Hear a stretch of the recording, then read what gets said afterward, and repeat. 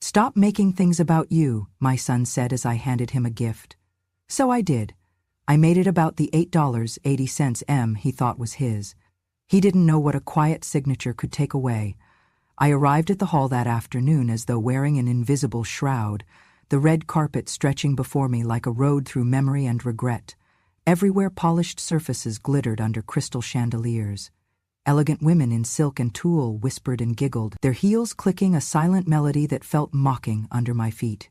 At 68, I had not thought to dress for their glare, only to gather my courage and step into the bright room. In my hands I held the small, silver-wrapped box. Nothing extravagant, no diamonds or ribbons, just a modest gift I had prepared painstakingly. Within it lay a hand-stitched handkerchief, its edges frayed from hours of embroidery. Each careful stitch recalled nights spent soothing Michael's fever as a child.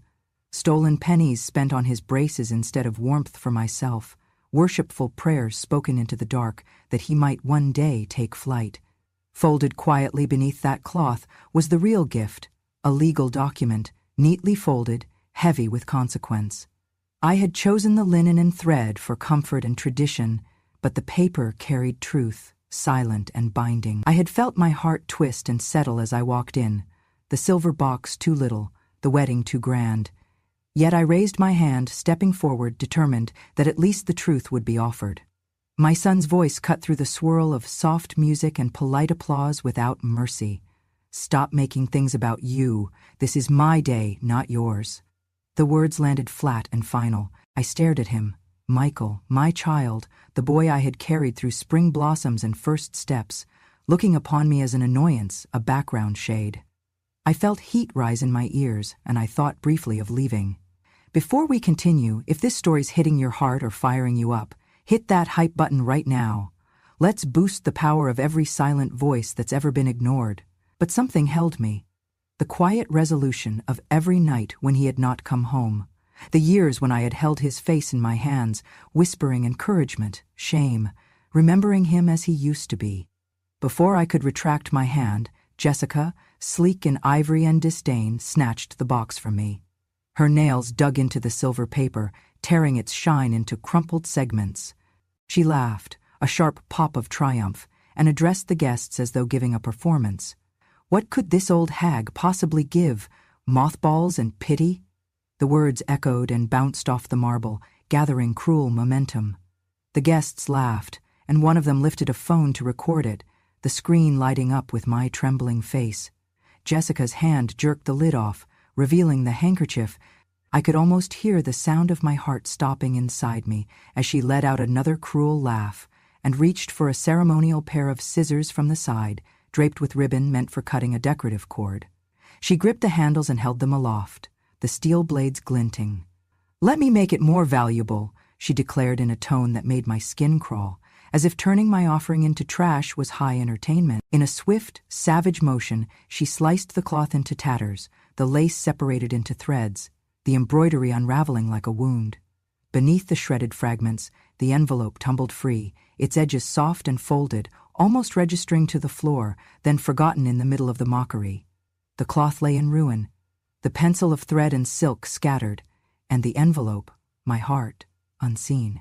The room erupted in laughter, applause, catcalls. I stood frozen. The phone in the hand of a laughing guest recorded it all. I could feel its flash against my chest, as cold and accusatory as the voice that had cut me down. And then Michael turned harshly to the photographer, red-faced and flush with disdain. "Delete every photo with her. She's not family. She's nothing." The sentence was punctuated by a camera click, and the front of the camera went black. I smelled the faint hint of perfume and sweat. The scent of panic and triumph mingled.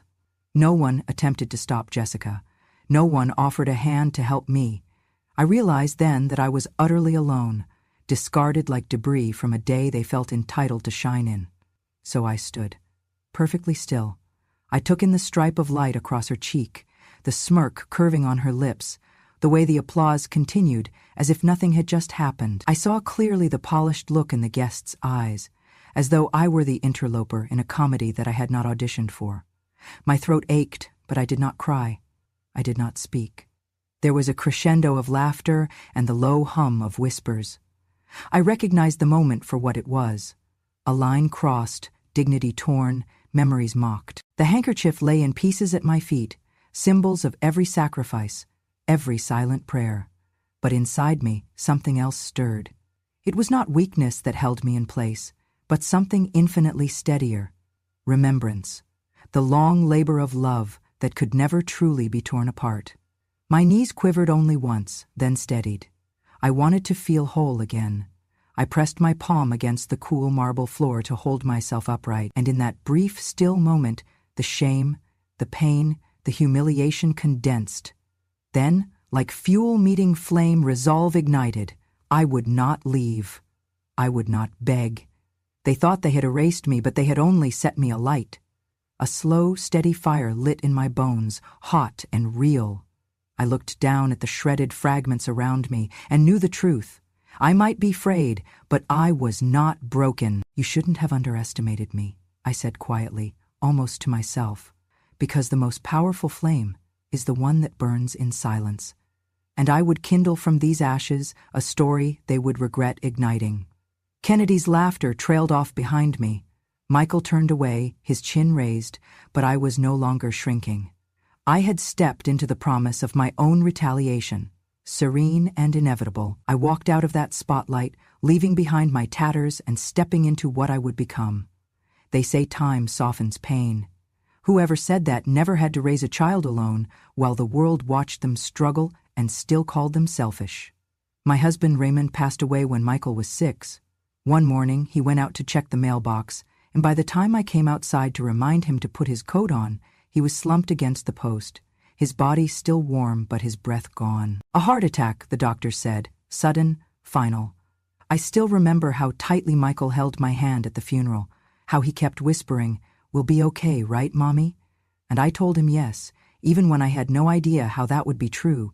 We had nothing, just a rented apartment and a beat-up Buick with a heater that coughed more than it worked. I was a nurse's aide at the time, barely above minimum wage. But I worked. I worked like the devil was on my heels. I took double shifts, sometimes triples.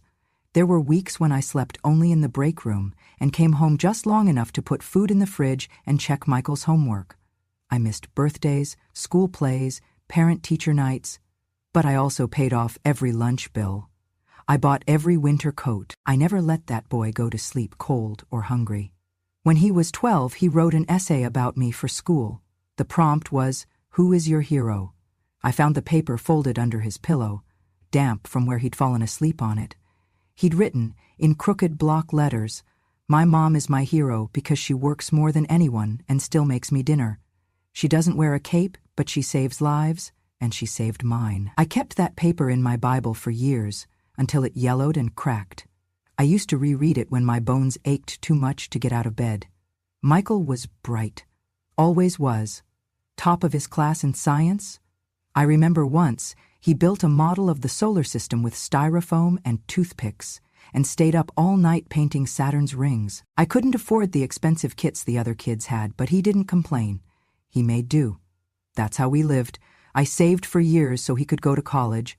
When his acceptance letter came from the University of Michigan, I sold the last piece of jewelry I owned, my wedding ring. It bought his dorm deposit and textbooks for the first semester. I cried when I handed it to the pawn shop clerk. He thought it was because I missed my husband. That was only part of it. The other part was knowing that I was giving up the last token of a life I used to have, for the future of a life I had built from scratch. Michael was grateful, at first. He called every Sunday. He sent me postcards. He thanked me at Thanksgiving. But slowly, things shifted. The more he achieved, the more distant he became. He started using words like legacy and image. He talked about how he wanted to belong in rooms filled with ambition and power, not pity and sacrifice. He stopped mentioning his childhood altogether, like it was something he needed to unlearn. That was around the time Jessica came along. She was beautiful, poised, articulate, the kind of woman who wore heels that never scuffed and lipsticks that matched her handbags. But behind her gloss there was calculation. She was a nurse at the private hospital where Michael interned. I remember the first time he brought her home. She smiled politely. but her eyes scanned my kitchen like it was a crime scene.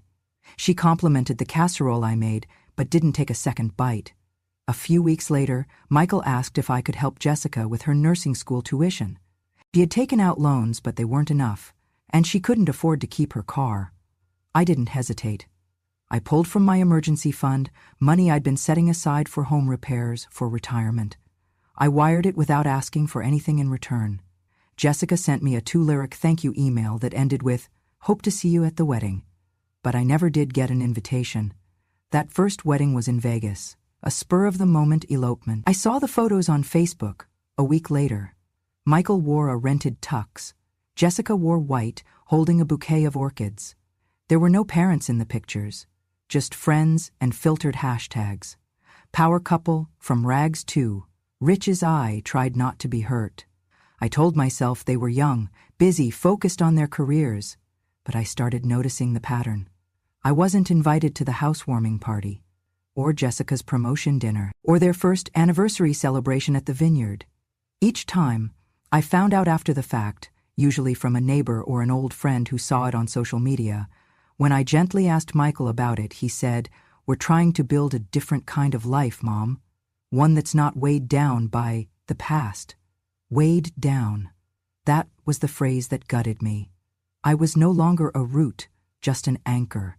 An inconvenient reminder of struggle. Jessica made it clear she didn't want me around. She once said, when they were hosting a charity gala for her hospital, "Don't invite her, she lowers the tone. This is a black tie event, not a church potluck." I heard her say it. She didn't know I was on the other end of the line when she said it to Michael, and he didn't correct her. He just sighed and said, "You're right. I should have pulled away then. I should have protected what little pride I had left. But that's not what mothers do." I kept showing up. I sent cards. I knitted baby clothes, even when I knew Jessica would buy Burberry instead. I dropped off baked goods at their doorstep and rang the bell, knowing no one would answer. I stayed late after church to pray for them, until my knees ached on the pew. They didn't want my love, but I gave it anyway.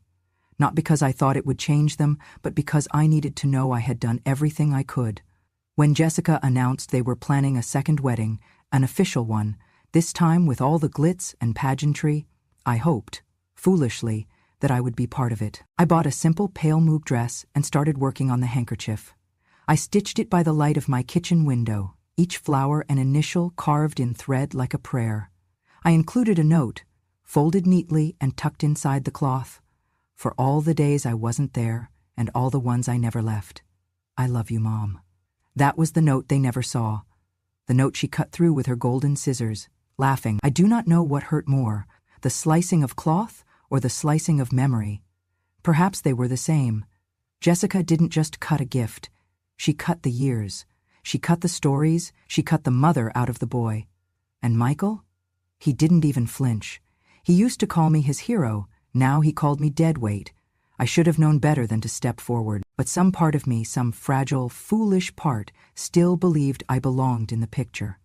The photographer was calling for family photos. That was the cue. Parents, siblings, close relations. I waited until the crowd shifted, until I saw Michael standing with Jessica beneath the flower arch. My legs trembled, not from age, but from the awareness that this was a risk. Still, I took a step forward, then another. My pale jubal dress fluttered against my ankles as I walked toward the stage. I clutched the remains of the gift box, empty now, useless to anyone but me. A fragment of the handkerchief, cut clean through, still poked from the paper like a wounded flag. The photographer, a young man with a headset and a clipboard, didn't notice me at first. Neither did Michael. But Jessica did. Her head snapped toward me, eyes narrowing. She hissed something to her bridesmaid, then turned back with a smirk. I stepped up to the first riser, one foot, then the other. That's when I heard it. Michael's voice. Cold, sharp, no warmth left. "Stay in the back," he snapped. "Don't you dare ruin this." I stopped in my tracks. My son, my boy who once held my hand in grocery stores, who called me Mommy longer than he wanted his friends to know, looked at me as though I were a stranger trying to steal the spotlight. The photographer looked confused. "Ma'am, are you—" "She's nobody," Jessica cut in. "She's just the help. She looks like a maid." The words hit like slaps. She should sit with the catering staff, she laughed, and a few others chuckled along, not because it was funny, but because that's what people do when the rich and powerful mock someone. They laugh to be included. I felt the heat rise in my cheeks. I stepped back, trying not to tremble. That's when someone from Jessica's bridal party lifted a phone and said, laughing, "Old hag crashed the wedding. LOL, this is gonna go viral." I saw the red light of the camera flicker. It was live. I turned to go, but in the rush of retreat, someone brushed against me. No, not brushed. Shoved. A hard hand against my shoulder, sending me stumbling sideways. I couldn't catch myself fast enough. My ankle twisted, and I fell, not hard but humiliatingly. My knees hit the floor. The silver paper crumpled beneath me, and one of the cut fragments of the handkerchief floated to the ground like an autumn leaf. I heard gasps, then laughter. Always laughter. For a long moment, I did not move. I stared at the memento, now torn and discarded, at the fragments of thread I had sewn with tired eyes and hopeful hands. The pain in my knee was sharp, but the pain in my chest was worse. I saw the feet around me shuffle backward, no one helping, no one speaking. I was on the ground, and to them that was exactly where I belonged. Jessica's voice cut through again. "We said black tie, not thrift store chic." I could have wept, but I didn't. I could have screamed, but I didn't. Instead, I did the one thing none of them expected. I smiled. Not out of joy, not out of madness, but because something inside me had clicked into place, cold, clear, and absolute. I reached down and began picking up the shredded fabric. Every thread, every piece of ruined linen, and then, with slow precision, I found it. The envelope. It had survived. Torn at the corner, maybe smudged from where it had been trampled, but the paper itself was intact. I slid it back into the crumpled gift box, folded it twice, and tucked it under my arm. I stood. No one offered a hand. No one looked at me with anything but disgust, or worse, amusement. But I stood. And in that moment, I felt something ancient stir inside me. Not anger, not even grief. Power. Because now they had shown the world who they truly were. And I had kept quiet long enough. The wedding resumed like nothing had happened. I had returned to my seat at the back corner of the hall, the gift box beside me, my hands folded in my lap like a quiet prayer. My knees still ached from the fall, and my cheek was warm from the sting of shame. But inside, something else had begun to burn, steady, cold, and exact. The band started playing again. Guests clinked champagne glasses. The photographer adjusted his lens as if the scene hadn't just included a woman left crumpled on the ground. Then the lights flickered. Just once. Then again. Then everything went dark. Gasps spread across the room. A second later, the music stopped. A confused hush fell over the crowd. For a moment, only candlelight and the clinking of nervous silverware filled the space. Jessica's voice broke through first. "What the hell is happening?" she snapped, spinning around in her heels. "Where's the staff?" A man in a white jacket, one of the caterers, walked briskly across the room. Another followed, then another, trays in hand, heads down, moving toward the exit. They're leaving?" someone whispered. That's when I saw him. Lawrence Thompson, my lawyer. He wasn't dressed for a party. Dark gray suit, old briefcase in hand, walking calmly through the now silent hall like a conductor approaching the podium before a symphony. "Excuse me?" he said, his voice gentle but firm. "I'm sorry to interrupt. I know this is meant to be a celebration, but I have a few urgent disclosures that must be made before the evening continues." Michael's face went pale. "What is this?" Jessica hissed. "Who is that man?" "Mr. Thompson," I said, standing slowly, my voice clear. "You may proceed." He nodded, opened his case, and pulled out a folder marked with a red ribbon. "Effective this morning," he began. "Mrs. Margaret Elkins, formerly listed on all financial documents as a silent benefactor, has withdrawn support from the following contractual obligations: the rental of this venue, the catering agreement with Fleur and Flame, the photography package with Marcelli Studios, the floral design by Juliet & Co., and the mortgage agreement for the property located at 912 Oakfield Lane. A wave of confusion rippled through the crowd. Jessica blinked. "What is he talking about?" Michael looked at me, finally, truly looked, and for the first time in years, I saw not disdain, but fear. I stepped forward, holding the crumpled gift box in my hands like an offering. "Everything you see here," I said softly, "every string quartet note, every rose petal, every canapé, was paid for by me." The silence was thick. Jessica laughed once, short and sharp. "That's a lie." Lawrence held up the documents. "All payments, down to the last cent, were routed through a trust in Mrs. Elkin's name. She has full discretion to revoke any and all services at will." Jessica's voice rose to a screech. "This is our wedding, you can't just—" "I can," I said, turning toward her. "And I did. This morning, before I left the house, I signed the revocations. And now you get to see what that silence bought you." The overhead lights, already dim, flickered once more and then shut off completely. The floral arrangements, already wilting from the afternoon heat, were gathered unceremoniously by the departing florists. The cake, an elaborate 6-tier monstrosity of fondant and false love, was wheeled away through the back doors. Guests began murmuring, shifting in their chairs. Some stood uncertain. Others began whispering, too loud to be ignored. "She paid for all of this? Wait, she's the mother? Is this a joke?" Michael took a step toward me. "Mom, you didn't have to—" I turned to him, slowly. "Didn't I? You made it clear I was nothing. Now you get to see what nothing really looks like." Jessica was losing composure fast. "You can't just ruin our day." I held up the remnants of the gift box. From it, I pulled the shredded pieces of the handkerchief, careful and slow, letting the fragments catch the light like ashes. "This," I said, holding up the torn cloth, "was stitched with my hands for weeks. I planned to give it to you with love. I tucked a note inside, a promise of support, of legacy, something no money could buy. But you cut through it like it meant nothing." Jessica's eyes darted to the box. "You put money in there?" I smiled, just slightly. "Not money. Something more valuable. The deed to your home, the agreement to pay off your student debt, the contract that gave you this wedding, all hidden in the folds of that fabric, all cut to pieces by your own hand." The room was now utterly still. Someone gasped. Someone else whispered, "No way." Jessica's hands shook. "You tricked us." "No," I said. "I trusted you." Michael looked at me, tears forming in his eyes now. "Mom, please, don't do this." I stepped forward again, closer than I'd been in years. "Do what? Reclaim what I earned? Revoke what I offered in good faith? Or show you what happens when you forget who built the foundation under your feet?" Jessica lunged forward, tried to grab the papers from Lawrence's hands. "You don't get to humiliate us." I raised my hand, stopping her with a single sentence. "This isn't humiliation," I said. "This is clarity." Then I knelt, slowly, deliberately, and gathered the last of the torn handkerchief from the floor.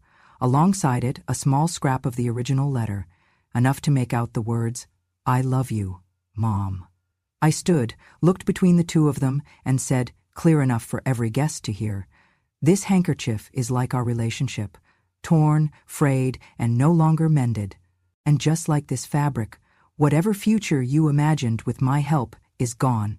Jessica collapsed into a chair, sobbing, makeup streaking down her face. Michael tried to steady her, but she shoved him away. The guests were leaving now, one by one.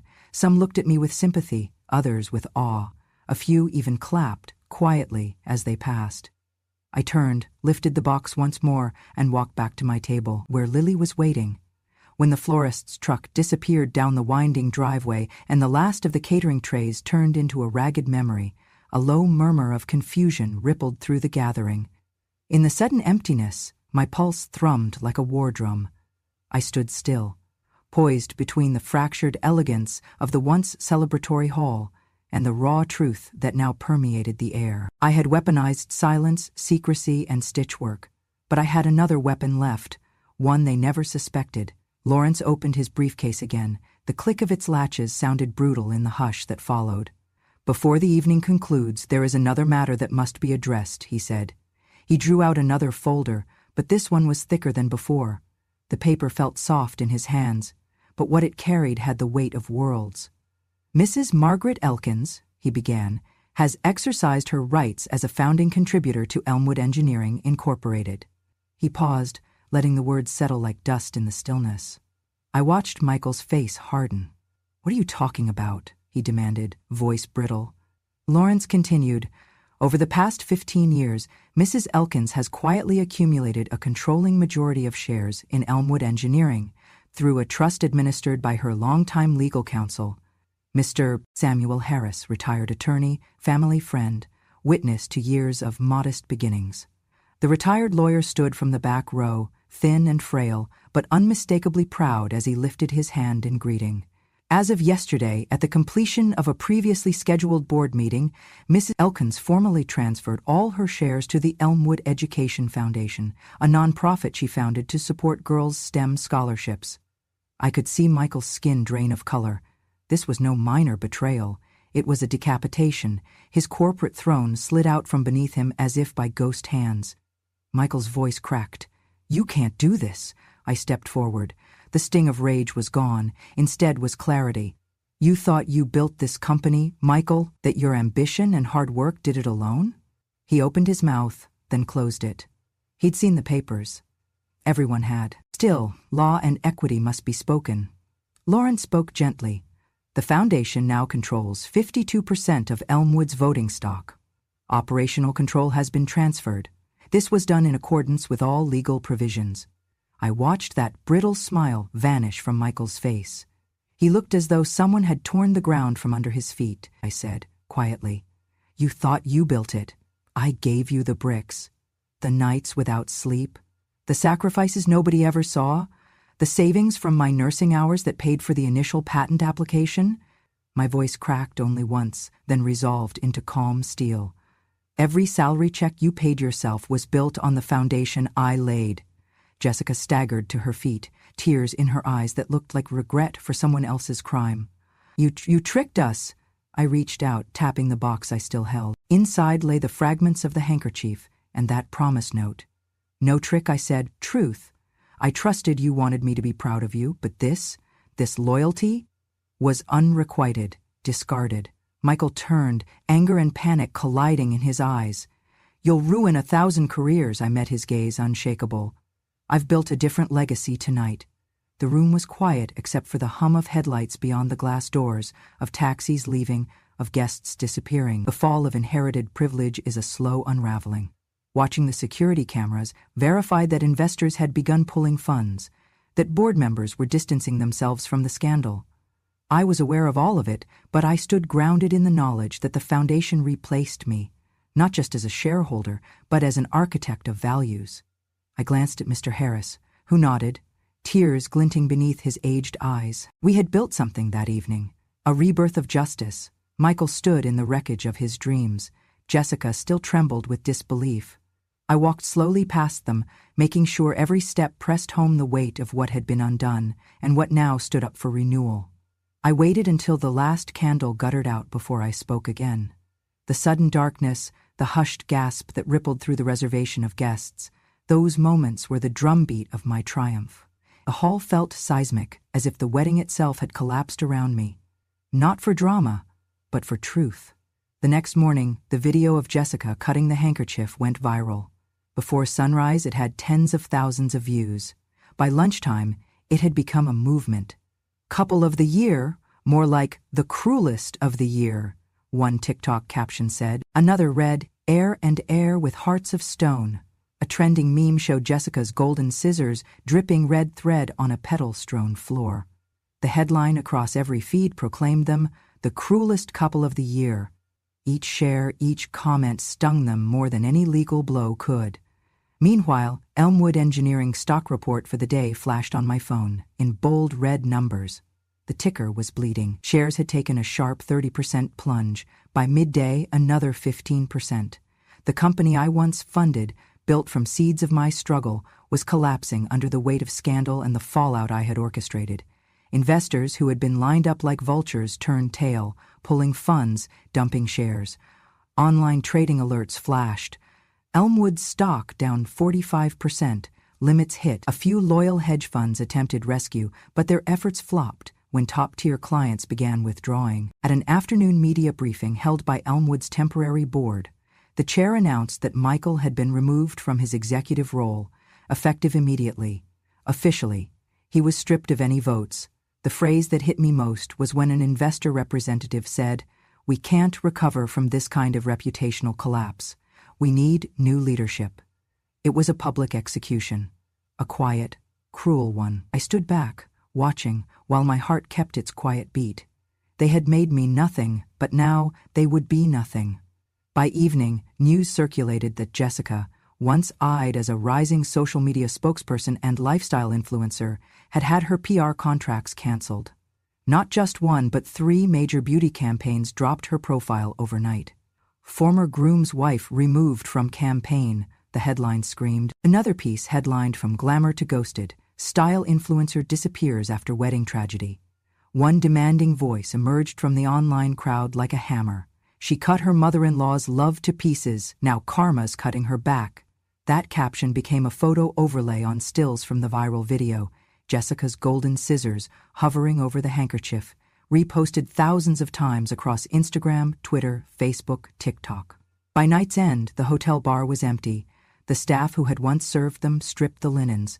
The cake was half melted in the humidity. The floral arrangements drooped, destroyed. Michael sat at the far corner table, eyes lifeless, at the same table we had planned for photos just hours earlier. I walked past, the hush of the tattered hall on my shoulders, collecting bits of ribbon and petals like a gardener cleaning up after a storm. I met Michael's gaze for a second. His lip trembled. He opened his mouth, maybe to protest, maybe to beg, but nothing came out. No apology, no plea, just the soft hum of overhead fans as they landed on us, 2 survivors of different wars. Jessica tried to stand, but her knees buckled. She sank, posture broken. I stayed still, watching. It wasn't pity, it was restitution. Restitution born of countless nights I had turned out the lights and cleaned the kitchen after she'd dismissed my cooking. I remembered the anguished tears after she called me low class, after I held the phone with that phrase echoing in my ear like acid. In that moment, all of it gathered behind my spine, a reservoir of late-burning strength, and so I whispered into the hush, so soft that no one else heard, but Michael did. "I always was your backbone," I said, "but not your target." He closed his eyes. The shame was there, raw and real.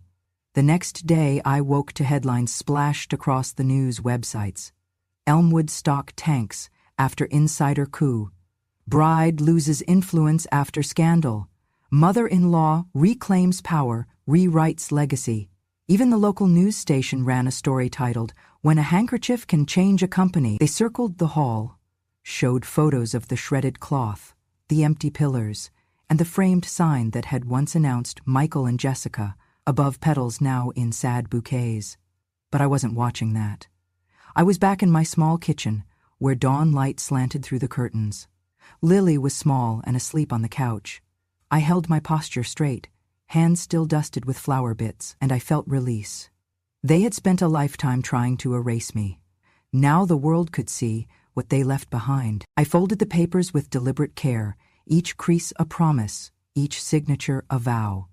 The legal documents, freshly notarized, transferred every asset I had reclaimed to Lily, my granddaughter, who, at 14, had more compassion in her fingertips than the rest of the world had shown me in a lifetime. She was the only one who had once slipped a stale piece of bread under the door when Jessica and the others locked me out. That quiet act of kindness stayed with me through years of being erased, silenced, ignored, and now it defined my future. I stood in the quiet study, the morning light softening the edges of the devastation outside, and I called her name. Lily entered shyly, wearing her backpack tilted slightly off-center. She'd been coming home from school. Her eyes widened when she saw the folder in my hands and the intensity in my posture. "Grandma," she said softly, and her voice trembled in a way that made me want to hold her tight and never let go. I beckoned her forward, and the weight of the documents felt lighter, somehow, knowing they'd become her inheritance. Not just in money, but in legacy, in truth. I handed her the folder, watching as her fingers brushed mine. She opened it with trembling hands, and her breath caught, and she looked up at me, eyes shimmering. "I never forgot you, Grandma," she whispered, her voice thick with all the memories she'd kept quiet for me. I felt tears burn behind my lids, but I swallowed them. I knelt so I could be level with her, so that she would know that in her I stood not broken, but reclaimed. "It's okay, sweetheart," I said, my voice steady. "You never had to prove your love to me. I didn't lose a son. I found a granddaughter." She threw her arms around me with such intensity that my heart nearly burst. I held her like I'd held Michael the night he was born, when I vowed I would give him everything I had, no matter how small. Only this time, I didn't feel defeated. I felt whole. I felt anchored. We sat there on the edge of my couch, the folder open on our laps. Lily flipped through the pages. School transcripts, a modest house deed, a trust fund names polished, each asset now legally hers. She paused at each item, her eyes reflecting the sheen of futures now possible. College tuition, a safe university apartment, maybe a small studio to paint in. I let her absorb it in silence. There is power in silence when it holds space for healing rather than erasure. I told her stories then, not of lawsuits or reversals of fortune, but of our village, our roots. Of the nights before Michael's birth, of how I lay awake remembering my husband's laughter. How I prayed for this child I held inside me, how I weathered years of nursing shifts and cold dinners so that someone could have options I never did. Lily listened, her head tilted, absorbing history that belonged to both of us now. "Your grandmother raised your mother too," I said softly. "In a way we never speak of, not now." She nodded, and I saw understanding in her gaze, recognition that legacy is both gift and responsibility. Lily traced the lines on one document, an agreement specifying that the assets could not be liquidated until after her college graduation, unless for health or education emergencies. She looked up, eyes wide. "Grandma, this means I'm safe. No one can take this away?" I smiled, but my voice had the gravity she needed to hear. "No, darling, no one can. This is yours, and I will stand here until you're ready to use it." We leaned back together on the couch. She pulled her knees to her chest, and I draped a blanket over us.